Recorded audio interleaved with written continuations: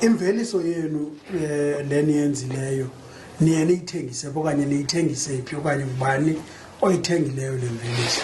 Le mveliso yethu siyithengisa ku-Besters iminyaka le, but ke kuba besebenza ne-Humansdorp Co-op yona ebeba i-off taker of last resort, meaning ukuba ke omnye umuntu ongathenga umbona wethu okanye isoya yethu, then i-Humansdorp ibiza kuyithatha ke. But ke normally we get about 15 off-take agreements, abantu abaye basicele uba masibathengisele lo mbona okanye isoya le yethu. But into esiyijongayo kule nto siyenzayo, ujonga ixabiso le-Safex ukubana lithini ngelo xesha kuba thina sibhatala u-Safex plus imali ye-transport, le nto kuthiwa yi-gate price, and then sizakwazi ke ngoku ukubana sibe sithengisa kulo mntu. So oyena mntu siye asinike ngokweminyaka I think 3-4 egqithileyo nguBester, kuba nguye obabethe bonke abanye abantu around thina.